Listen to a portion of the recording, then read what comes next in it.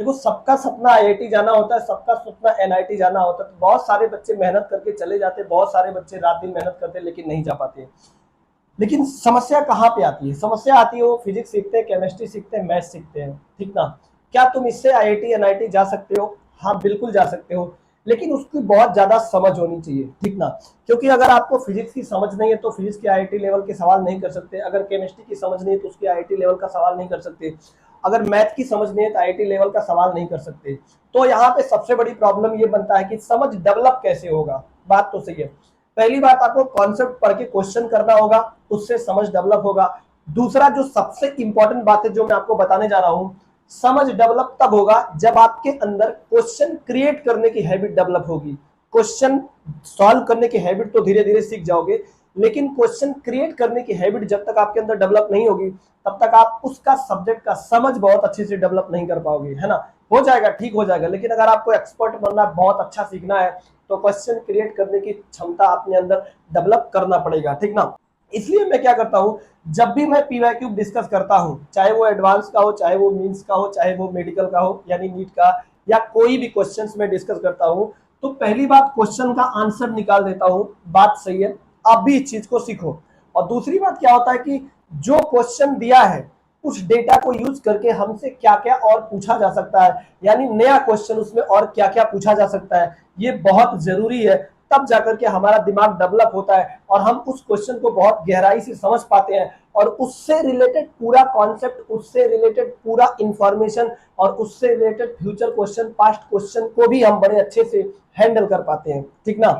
तो यहाँ पे देखो जो सवाल आपके बोर्ड पे दिख रहा है, आपको दिखा होगा, ये आईआईटी 2026 का सवाल है जो रोटेशन से है, ठीक ना। इसमें पूछा गया था कि एक 2 ओमेगा से ये फिक्स डिस्क पे रोल कर रहा है, ठीक ना, और इसके बाद दूसरा ओमेगा से रोल कर रहा है छोटे छोटे डिस्क पे, तो ये कब दूसरी बार कांटेक्ट में आएंगे? तो वो हमने आपको पिछले वीडियो में निकाल के दिखा दिया था रिलेटिव वेलोसिटी यूज करके, जो बेहद छोटा सा कॉन्सेप्ट था। अब यहाँ पे मैं इसमें न्यू क्वेश्चन क्या क्या आईआईटी पूछ सकता है, क्योंकि अगर आप इस क्वेश्चन को देखोगे तो आईआईटी 2016 या आईआईटी 2017 में एक सवाल और आया है। वो सवाल क्या था, वहां पे एक डिस्क फिक्स थी, दूसरा डिस्क इस पे रोटेट करते हुए ऐसे जो है रोल करते हुए ऐसे जा रहा था, तो इसके सेंटर के अबाउट इसका एंगुलर मोमेंटम पूछा था, ठीक ना। तो उसी को थोड़ा सा मॉडिफाई करके, उसी को थोड़ा सा चेंज करके इन्होंने आईआईटी 2026 में क्वेश्चन बनाया हुआ है। अब जो बच्चे ये सॉल्व किए होंगे वो इसको बहुत इजीली तरीके से हैंडल कर लिए होंगे, लेकिन जो बच्चे ये सॉल्व नहीं किए होंगे उनके लिए इस क्वेश्चन को सोचने में थोड़ा प्रॉब्लम हो सकता है। इसीलिए ये पैटर्न को देखते हुए मैंने डिसाइड किया है कि जो भी क्वेश्चन मैं डिस्कस करूंगा, जो भी कॉन्सेप्ट आपको सिखाऊंगा, उससे रिलेटेड सारी इंफॉर्मेशन दूंगा। यानी हम न्यू क्वेश्चन कैसे बना सकते हैं ये इंफॉर्मेशन आपको दूंगा, तब जाकर के आप समझ पाओगे एक्चुअल में हमें आईआईटी में क्या सीखना होता है, कैसे सीखना होता है। देखो, तो इस पे नया क्वेश्चन क्या है, नया क्वेश्चन इसमें है, इसमें ये पूछा जा सकता है कि ये दोनों डिस्क जब मिल रहे हैं तो इनका एंगुलर डिस्प्लेसमेंट कितना है, इनका लीनियर डिस्प्लेसमेंट कितना है, ये पूछा जा सकता है। इसके बाद ये पूछा जा सकता है कि इसके जो फिक्स डिस्क है इसके सेंटर के अबाउट इनकी एंगुलर वेलोसिटी कितनी है। बात सच्ची है। इसके बाद यहाँ पे पूछा जा सकता है कि इसमें ये जो कॉन्टेक्ट सरफेस है, जो जो कॉन्टेक्ट सरफेस है, यहाँ पे नॉर्मल फोर्स कितना लग रहा है, यानी ये फिक्स डिस्क और इसके बीच नॉर्मल फोर्स कितना लग रहा है। इसके बाद पूछा जा सकता है यहाँ पे फ्रिक्शन फोर्स लग रहा है कि नहीं लग रहा है। इसके बाद पूछा जा सकता है ये जो कॉन्टेक्ट पॉइंट है इसका एक्सेलरेशन कितना है, या फिर जो यहाँ पे पॉइंट है इसका एक्सेलरेशन कितना है, या फिर यहाँ पे जो पॉइंट है उसका एक्सेलरेशन कितना है। बात सही है। इसके बाद पूछा जा सकता है कि इसके अबाउट इसका एक्सेलरेशन कितना है, इसके अबाउट इसका एंगुलर एक्सेलरेशन कितना है। बहुत सारे क्वेश्चंस बनाए जा सकते हैं, तो अब हम वन बाय वन करते हैं, ठीक ना। तो यहाँ पे मैं एक डिस्क के लिए करूंगा, दूसरे डिस्क के लिए आप समझते जाना, क्योंकि वीडियो बहुत ज्यादा लंबा हो जाएगा। अगर एक डिस्क के लिए सारी चीजें तुम सीख गए तो दूसरे डिस्क के लिए आराम से सीख जाओगे। ओके, तो चलो स्टार्ट करते हैं वीडियो को। तो आप देखो यहाँ पे हमने एक डायग्राम बना रखा है। ये जो पहला डिस्क है ये इधर ऐसे रोल कर रहा है ओमेगा से, दूसरा डिस्क इधर रोल कर रहा है 2 ओमेगा से। अब जब देखो दूसरा डिस्क ऐसे चलते चलते चलते चलते चलते चलते चलते चलते यहाँ पे आ गया, और पहला डिस्क ऐसे चलते चलते यहाँ पे आ गया, तब ये दोनों कांटेक्ट में आ गए। अगर मैं मान लेता हूं जो पहला डिस्क है वो एंगल चला है अल्फा, और जो दूसरा डिस्क है वो एंगल चला है बीटा। बात सही है। तो यहां से अल्फा और बीटा को हम कैसे निकाल सकते हैं, देखो सबसे पहली बात, हमें एक बात समझ में आ रहा है कि ये टोटल एंगल जो होगा वो 2 पाई होगा। इसका मतलब ये है कि अल्फा प्लस बीटा जो है और प्लस ये थीटा है और ये थीटा है जो क्वेश्चन में दिया है, ये 2 थीटा बराबर कितना हो जाएगा 2 पाई। यहां से एक बात और पता चला कि अल्फा प्लस बीटा जो है ना, ये आपका 2 पाई माइनस कितना होगा 2 थीटा, ठीक ना। अब देखो यहां पे हमें एक बात पता है, ये रोल कर रहा है, इसकी वेलोसिटी को हमने क्या लिया है v1 सेंटर की वेलोसिटी को, और इसकी वेलोसिटी को हमने क्या लिया है v2। तो देखो नो डाउट v1 जो हमने निकाला था ये था r ओमेगा, और जो v2 हमने निकाला था ये था 2r ओमेगा। बात सही है। ये कैसे निकालते हैं, एक मिनट में बता देता हूं। देखो ये डिस्क रोल कर रही है, अगर कोई डिस्क ऐसे रोल कर रही होती है ओमेगा से, ठीक ना, और ये जो इसका जो बॉटम पॉइंट है, जो फिक्स डिस्क है उसका कांटेक्ट पॉइंट फिक्स है, तो ऊपर वाले का जो कांटेक्ट पॉइंट है उसकी वेलोसिटी क्या होनी चाहिए 0, क्योंकि रोलिंग का मतलब है कि इन दोनों कांटेक्ट सरफेस के बीच स्लाइडिंग कितना होना चाहिए 0 होना चाहिए। तो आप देखो इसके सेंटर की वेलोसिटी अगर v1 है, तो जो कांटेक्ट पॉइंट है इसके पास इस डायरेक्शन में वेलोसिटी होगा r ओमेगा, और यहाँ पे वेलोसिटी होगा v1। तो अगर देखो जो डिस्क बड़ा है ये फिक्स है, तो इसका मतलब बड़े वाले डिस्क का कांटेक्ट पॉइंट की वेलोसिटी 0 है, तो छोटे वाले डिस्क के भी कांटेक्ट पॉइंट की वेलोसिटी क्या होनी चाहिए 0, ताकि उसमें स्लाइडिंग ना हो, और यही होता है कॉन्सेप्ट ऑफ रोलिंग। तो अगर इस पॉइंट की वेलोसिटी 0 है तो v1 बराबर यहाँ पे r ओमेगा होना पड़ेगा, क्योंकि ये वेक्टर एक दूसरे को कैंसिल कर देगा। बात सही है। इसी तरह से v1 और v2 हमने लास्ट वीडियो लेक्चर में भी निकाला था। अब चलते हैं आगे की तरफ। ओके चलो, अब देखो जब ये छोटा वाला डिस्क ऐसे चलते चलते चलते चलते यहाँ पे आ गया है, तो मान लो इन्होंने जो डिस्टेंस ट्रेवल किया है d1 ट्रेवल किया है, और ये वाला डिस्क ऐसे ऐसे ट्रेवल करते जब इधर आ गया है तो ये डिस्टेंस ट्रेवल किया है d2 ट्रेवल किया है। तो देखो d1 होगा कितना, d1 अगर हम निकालेंगे तो एक्चुअल में ये सर्कुलर आर्क है जिसका रेडियस कितना है, जिसका radius r plus small r है। बात बिल्कुल है। तो d1 को हम क्या लिख सकते हैं r प्लस स्मॉल r लिख सकते हैं, और इसके बाद ये एंगल अल्फा लिख सकते हैं, क्योंकि ये जो डॉटेड लाइन है, यानी यहां से लेकर के यहां तक जो डॉटेड लाइन है इसका लेंथ क्या होगा, जो एंगल बन रहा है, और into r plus R radius, क्योंकि इसका रेडियस जो है इस पाथ का रेडियस r प्लस आर है। तो यहां से d1 मिल गया। इसी तरह से अगर हम d2 निकालेंगे तो d2 हमें मिलेगा r plus R into beta मिल जाएगा। बात सही है। लेकिन समस्या ये है कि यहां से ऐसे ऐसे ऐसे आने में जो टाइम लगा है और यहां से ऐसे ऐसे आने में जो टाइम लगा है वो दोनों बराबर है। तो अगर हम यहां से टाइम बराबर करेंगे, t1 बराबर t2 करेंगे, तो देखो हमें क्या मिलने वाला है, t1 जो बनेगा वो बनेगा डिस्टेंस बाई स्पीड। तो डिस्टेंस कितना है, डिस्टेंस है r प्लस आर, और यहां से अल्फा बाई स्पीड कितना है r ओमेगा। और यहां से देखोगे t2 कितना है, t2 है r प्लस आर, यहां से बीटा बाई कितना है 2r ओमेगा है। तो ये सारे के सारे कट गए है ना। तो यहां से हमें पता चला है कि 2 अल्फा बराबर कितना आ गया है बीटा। तो ये ध्यान रखना 2 अल्फा बराबर बीटा आ गया है। अगर आपका कॉन्सेप्ट बहुत ज्यादा क्लियर है तो आप इसे सीधे अंदाजा लगा सकते हो, इसका जो स्पीड है इसके सेंटर का वो स्पीड है v, और इसका जो स्पीड है इसके सेंटर का वो स्पीड है 2v। तो अगर ये डिस्टेंस d चलेगा तो ये डिस्टेंस 2d चलेगा, इसका मतलब अगर ये एंगल अल्फा चलेगा तो एंगल कितना चलेगा 2 अल्फा चलेगा। बस यही बात है ना। तो ये चीज हमें मिल गया है 2 अल्फा बराबर बीटा। अब देखो थोड़ा बोर्ड कम है तो मैं इसको रफ कर देता हूं, ठीक ना। अब यहां से हमें ये चीज जो है मिल गया है। तो अब देखो इसको हम यहाँ पे फिल कर देंगे। जब हम यहाँ पे फिल करेंगे यानी बीटा बराबर 2 अल्फा फिल करेंगे तो 3 अल्फा बराबर हमें कितना मिल जाएगा 2 पाई माइनस 2 थीटा, यानी अल्फा बराबर कितना मिला है, हमें मिला है 2 पाई माइनस 2 थीटा बाई कितना मिला है 3। ये मिल गया अल्फा।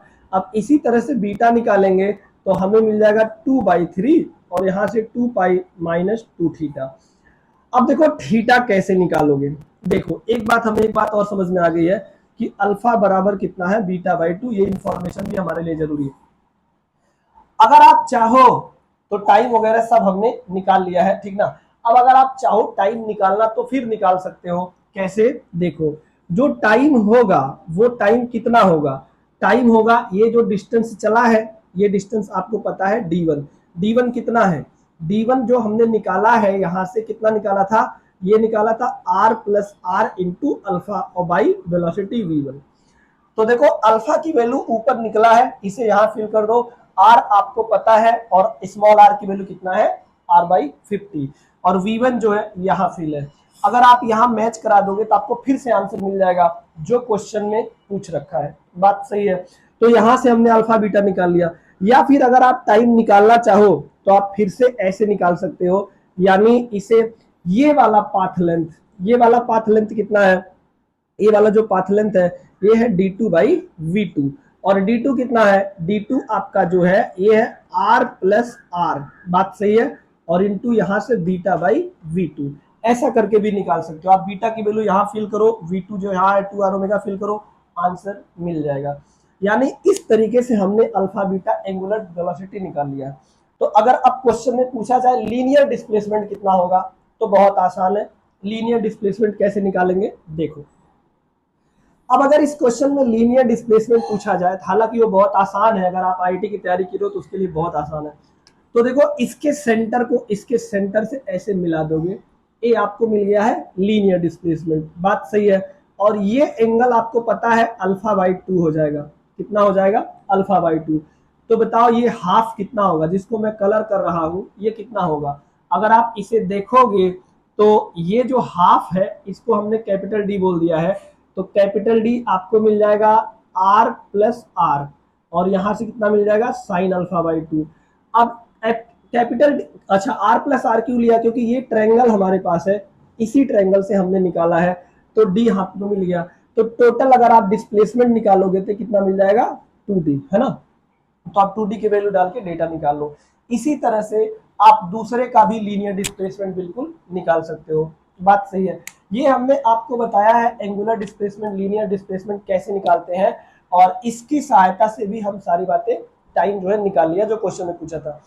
अब यहाँ पे देखो, अगर कोई बच्चा इतना नहीं करना चाहे और वो रोटेशन एनालिसिस करे इस जो इसका सेंटर है फिक्स डिस्क का, तो उसके अबाउट जाकर के ये आंसर को कैसे ला सकता है, थोड़ा उसको भी हम देखेंगे। यानी इस पूरे डिस्क के सेंटर का जो एंगुलर वेलोसिटी है वो इस फिक्स डिस्क के सेंटर के अबाउट कैसे निकालेंगे, उससे भी इस सवाल को बनाया जा सकता है। और देखते हैं कैसे। अब इसको, जो फिक्स डिस्क है इसके सेंटर के अबाउट सारा डेटा हम कैसे निकाल सकते हैं, ध्यान से देखो। मान लेते हैं कि जो ये दूसरा वाला डिस्क है जिसको हमने बोल दिया है d2, और ये पहला डिस्क है d1, ये ऐसे ऐसे ऐसे ऐसे ऐसे घूम रहा है, इसका सेंटर यहाँ पे आ गया, और इसके अबाउट इसका एंगुलर वेलोसिटी ω2 है, और इसके अबाउट इसका एंगुलर वेलोसिटी कितना है, ω1 है। तो देखो हम यहाँ से ω2 को क्या निकाल सकते हैं। अगर हम ω2 देखेंगे तो जो ये डिस्क है इसके सेंटर की वेलोसिटी है v2, और यहां से इसके सेंटर का जो रेडियस है वो r+r है, यानी जिस सर्कल पे इसका सेंटर घूम रहा है उसका रेडियस r+r है, यानी इसे हम लिख सकते हैं, और इसकी velocity v2 divided by r+r, ठीक ना, ऐसा लिख सकते हैं। ये बेसिकली बना कितना है, ये बेसिकली बना है 2r डिवाइडेड बाई r+r। इसी तरह से हम यहां से ω1 निकाल सकते हैं। ω1 क्या होगा, इस डिस्क की सेंटर की वेलोसिटी, यानी r और डिवाइडेड बाई r+r, है ना। तो आईआईटी में ऐसा भी हो सकता है कि आपको ω2/ω1 भी पूछा जा सके, रेशियो पूछा जा सके, ऐसा कुछ नहीं है, कुछ भी पूछा जा सकता है। तो यहां से आप डेटा डालोगे, जब इसमें पूरा डेटा डालोगे तो देखो कितना बनेगा, r/50 जो है ना, ये तो सबका कट जाएगा, तो ये बन जाएगा 2ω/51, और ये बन जाएगा ω/51। इसका मतलब ये है कि जो फिक्स डिस्क है उसके अबाउट इन दोनों डिस्क का एंगुलर वेलोसिटी हमें मिल गया है, बात सही है। अब इसके बाद देखो क्या होगा। अब अगर आप टाइम निकालना चाहो तो देखो ये डिस्क जो है ऐसे ऐसे चलते चलते जब यहाँ पे आ रहा है तो कितना एंगल चल रहा था, अल्फा। तो देखो टाइम अगर आप निकालना चाहो तो टाइम कितना होगा, इसका एंगुलर वेलोसिटी इसके अबाउट जो निकला है उसको अल्फा में डिवाइड कर दोगे, यानी α/ω1 हो जाएगा। अब ω1 की वैल्यू जो आपने यहां से निकाला इधर रख दो, और अल्फा की वैल्यू जो यहां से निकाला, देखो फिर से आपका आंसर मिल गया है, बराबर। या फिर आप इसके टाइम को निकाल सकते हो, कितना निकाल सकते हो, 2α/ω2, ऐसा करके आप निकाल सकते हो, बात सही है। तब भी आपको टाइम मिल जाएगा। यानी एक सवाल को कम से कम 10 तरीके से आप सोच सकते हो, इसमें कोई कहने वाली बात नहीं है। आप चाहो तो ये डिस्टेंस लेकर के, स्पीड लेकर के कर लो, आप चाहो तो इसके अबाउट एंगल लेकर के कर लो, आप चाहो तो इसे फिक्स करके इसके रिलेटिव लेकर के कर लो, जो हमने पहले वीडियो में आपको करके दिखाया था। बात सही है।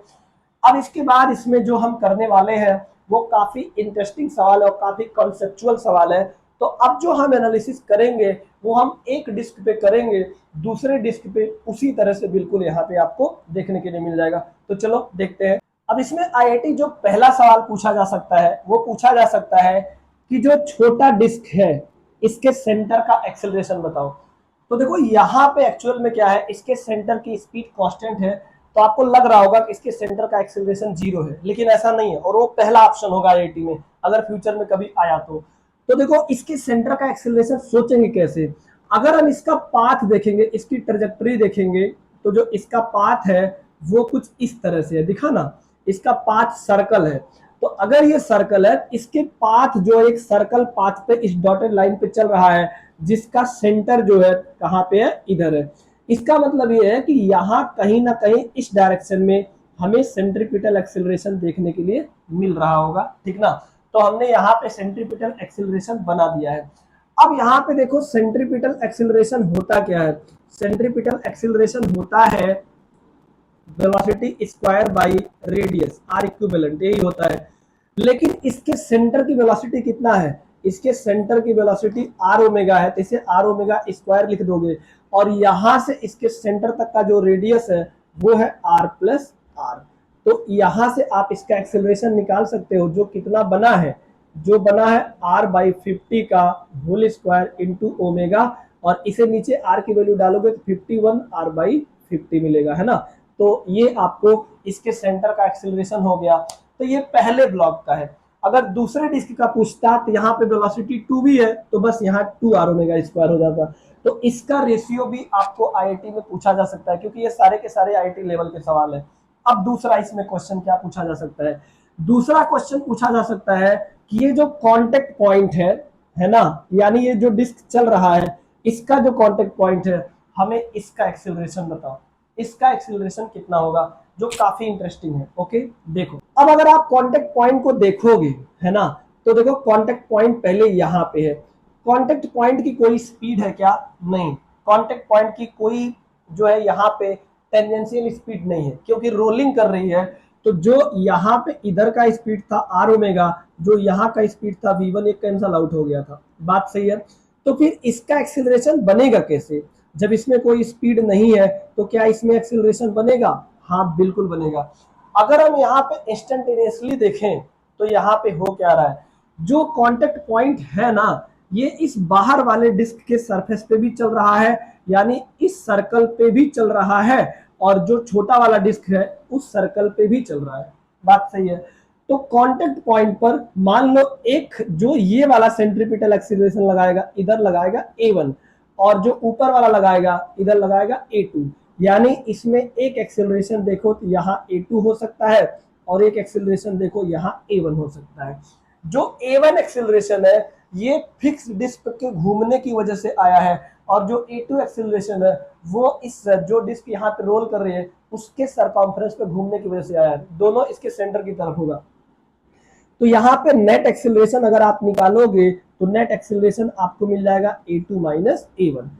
अब A2 कैसे लिखोगे, देखो ये जो है ये छोटे डिस्क के ऐसे सरकमफ्रेंस पे है, और ये डिस्क इधर कितना से घूम रहा है, ओमेगा से घूम रहा है। तो इसमें जो सेंट्रीपिटल एक्सेलरेशन अंदर की तरफ होगा वो होगा ओमेगा स्क्वायर आर। बात सही है, वो कितना होगा, ओमेगा स्क्वायर आर। लेकिन अगर हम इस पॉइंट को देखेंगे, ये पॉइंट को देखेंगे, इसके अबाउट जो इसके अबाउट ये घूम रहा है, ये ओमेगा 1 से घूम रहा है, जो हमने पहले अभी थोड़ी देर पहले निकाला था। और उस ओमेगा 1 की जो वैल्यू था आप याद करो, वो था R omega divided by R plus R. इसी से ये घूम रहा है ना, यानी इसके अबाउट जो है ये ओमेगा 1 से घूम रहा है। तो अगर हम यहाँ का एक्सेलरेशन लिखेंगे तो हम क्या लिखेंगे, हम लिखेंगे पहले इसके अबाउट जो है एंगुलर वेलोसिटी, और वो आपका है ओमेगा 1 स्क्वायर। अब इसके बाद ये डिस्टेंस, तो ये डिस्टेंस कितना है, आर है, बराबर। तो अब थोड़ा इसे सॉल्व करेंगे तो ये मिल जाएगा ओमेगा स्क्वायर आर को हम लिख देंगे आर बाई 50 माइनस, अब इसे हम लिखेंगे तो r/50 ओमेगा और डिवाइडेड बाय कितना बनेगा, r/50 प्लस कितना, r का होल स्क्वायर और इंटू r बन जाएगा, बराबर। तो अब इसे सॉल्व कर लोगे तो इस कांटेक्ट पॉइंट का एक्सेलरेशन मिल जाएगा। कांटेक्ट पॉइंट का एक्सेलरेशन तक अगर आप सीख गए तो समझ लो आप आईआईटी के बहुत अच्छे अच्छे सवाल सीख गए, क्योंकि ये ऐसा पॉइंट है यहाँ पे जा करके बड़े बड़े लोगों का जो फ्यूज है ना वो खत्म हो जाता है कि यहाँ पे हो क्या रहा है।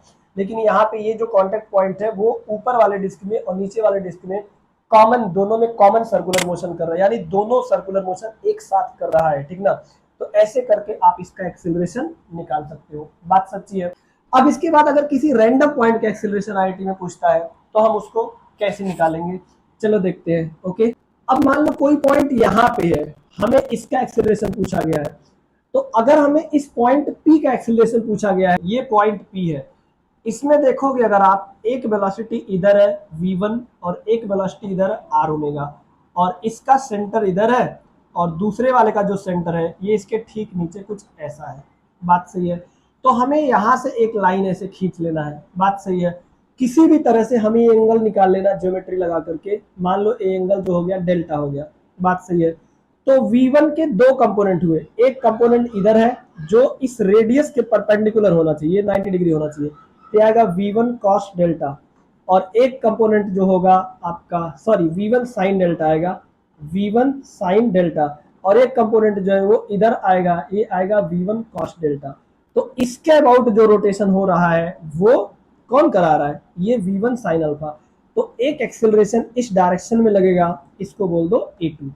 तो a1 जो है, जो इस डायरेक्शन में एक्सेलरेशन लग रहा है a1, ये तो हमारा हो जाएगा r ओमेगा स्क्वायर, लेकिन ये इस डायरेक्शन में जो एक्सेलरेशन होगा, पहले इसका हम एंगुलर वेलोसिटी निकालेंगे, इसका एंगुलर वेलोसिटी इसके अबाउट मान लो ओमेगा डैश है, बात सही है। तो अगर हम इसका एक्सेलरेशन निकालेंगे सेंट्रीपिटल एक्सेलरेशन, तो बताओ हमें क्या मिलेगा, हमें मिलेगा ओमेगा डैश स्क्वायर इंटू इस लाइन का, ये जो लाइन है ना, इस लाइन का जो है डिस्टेंस d मान लो, ये बन जाएगा d। अब ओमेगा डैश कितना होगा, v1 sin डेल्टा बाई इतना, यानी ये बन जाएगा v1 sin डेल्टा बाई कितना मिल जाएगा, ये डिस्टेंस आपको मिल जाएगा d का होल स्क्वायर और इंटू d, बात सही है।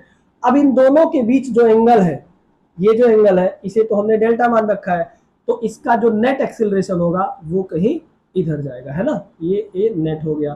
तो आप ए नेट कैसे निकालोगे, ए नेट निकालोगे under root a1 square plus a2 square plus 2a1 a2 sine delta, ऐसा करके आप जो है ए नेट निकाल लोगे। इसका मतलब ये है कि अगर हम इस डिस्क के किसी भी पॉइंट पर एक्सेलरेशन निकालेंगे तो हमें दो एक्सेलरेशन मिलेगा, एक एक्सेलरेशन क्या होगा इसके अबाउट रोटेशन की वजह से, और एक एक्सेलरेशन होगा इसके अबाउट रोटेशन की वजह से, और दोनों का हमें वेक्टर निकालना पड़ेगा, तो आइडिया हमें लग जाएगा। अब देखो एक पॉइंट इसके टॉप पे है, टॉप पे इसका एक्सेलरेशन क्या होगा, चलो एक मिनट उसको देखते हैं। अगर हम इसके टॉप पॉइंट पे एक्सेलरेशन निकालते हैं तो कैसे निकालेंगे, ये इसका टॉप पॉइंट है यहाँ पे, इसके टॉप पॉइंट की जो वेलोसिटी होगी वो एक्चुअल में मान लो v डैश है, ये 2r ओमेगा होगा रोलिंग के कॉन्सेप्ट से, बात से इतना तो समझते होगे। वैसे भी देखो यहाँ वेलोसिटी 0 है, यहाँ v है, तो यहाँ पे 2r ओमेगा होगा, बराबर। अब अगर हम देखेंगे तो जब ये चल रहा है एक एक्सीलरेशन तो इधर a1 लग रहा है, और दूसरा ये बड़े वाले गोले के ऐसे एक एक्सीलरेशन यहाँ पे लगेगा a2, तो a1 जो होगा वो कितना होगा, ये होगा ओमेगा स्क्वायर r, और जो a2 है, क्योंकि ये जो पॉइंट है, ये जो टॉप पॉइंट है इसके अबाउट तो घूम रहा है लेकिन इसके अबाउट भी घूम रहा है, तो एक सेंट्रीपिटल एक्सीलरेशन इधर लगेगा, एक सेंट्रीपिटल एक्सीलरेशन इधर लगेगा, बात सही है। ओके, ऐसे निकाल लोगे। तो जब a2 तुम लिखोगे, a2 को क्या लिखोगे, a2 को सबसे पहले इसके अबाउट एंगुलर वेलोसिटी लिखोगे, जो हमने देखा था ओमेगा था, यानी ओमेगा 1 था, और ओमेगा 1 आपको पता है कितना निकाला था, ओमेगा 1 निकाला था r omega divided by r plus r, बात सच्ची है। इसके बाद निकालोगे यहां से यहां तक का डिस्टेंस, वो कितना है, वो है r प्लस 2 टाइम्स r है, बात सही है। तो अब नेट एक्सीलरेशन के लिए आप क्या करोगे, ये दोनों सेम डायरेक्शन में है तो इन दोनों को ऐड कर दोगे, और जब इन दोनों को ऐड करोगे तो आपको टॉप पॉइंट का एक्सीलरेशन जो है मिल जाएगा। यानी आप किसी भी पॉइंट का एक्सीलरेशन निकाल सकते हो, जैसा मैंने बताया है ये कॉन्सेप्ट यूज करके, बराबर। ओके, अब इस क्वेश्चन में एक बहुत इंटरेस्टिंग बात पूछी जाती है जो कोई जनरली ध्यान नहीं देता है। वो पूछा जा सकता है ना कि जो डिस्क रोल कर रही है और जो डिस्क फिक्स है, इन दोनों के जो कांटेक्ट पॉइंट है, यहाँ पे नॉर्मल रिएक्शन कितना है। ये बहुत इंपॉर्टेंट सवाल है और ये बहुत ज्यादा मतलब अच्छा सवाल है। देखो, एक बात तो हमें पता है कि कांटेक्ट ब्रेक नहीं हो रहा है तो नॉर्मल जीरो नहीं हो सकता, ये बात बिल्कुल सही है। तो अब देखो हो क्या रहा होगा, ये डिस्क जो है ऐसे धीरे धीरे धीरे धीरे धीरे धीरे इस पाथ पे ट्रेवल करते यहाँ पे आ रहा है, तो इसमें सेंटर की तरफ एक एक्सीलरेशन लग रहा होगा जो एसी, जो सबसे पहले हमने निकाला था। अब देखो इस पे नेट फोर्स आ गया कहाँ पे, इस डायरेक्शन में। तो अगर नेट फोर्स आ गया तो इसका रिएक्शन भी मिलेगा और इस कांटेक्ट पॉइंट पे नॉर्मल यहाँ पे लग रहा होगा जो सेंटर ऑफ मास से जा रहा होगा, ये होगा नॉर्मल। अब चूंकि ये इसी पाथ पे ऐसे चल रहा है, ठीक ना, और इसका पाथ जो इसी पाथ पे चल रहा है और ये जो डिस्टेंस यहाँ से यहाँ तक वो मेंटेन है, तो हम कह सकते हैं यहाँ से जो नॉर्मल होगा वो एम ए सी होगा, और जो नॉर्मल है वो होगा एम, और ए सी कितना हमने शुरू में निकाला था, ये था आपका एम और V1 square by R plus R, ये मिला है। तो इनके बीच जो नॉर्मल होगा ये बनेगा। दूसरा जो सबसे इंपॉर्टेंट बात है, यहाँ पे एक चीज और पूछा जा सकता है, क्या यहाँ पे फ्रिक्शन लग रहा है? अगर फ्रिक्शन लग रहा है तो उसकी वैल्यू कितनी है?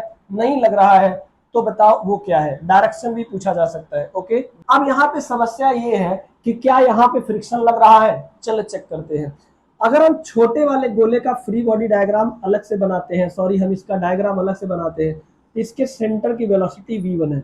अब चूंकि ये प्योर रोलिंग कर रहा है, अगर ये प्योर रोलिंग कर रहा है तो, और ये घूम ऐसे ओमेगा से रहा है, तो यहाँ पे देखोगे इसकी वेलोसिटी इधर है आर ओमेगा और इसकी वेलोसिटी v1 है आर ओमेगा। अगर ये प्योर रोलिंग कर रहा है तो पॉइंट P की नेट वेलोसिटी कितनी होनी चाहिए? 0। यहाँ पे v1 बराबर कितना हो गया? आर ओमेगा, ठीक ना, तभी ये दोनों कैंसिल आउट होंगे और 0 हो जाएगा। तो यहाँ पे स्लाइडिंग नहीं हो रही है, स्लाइडिंग नहीं हो रही है।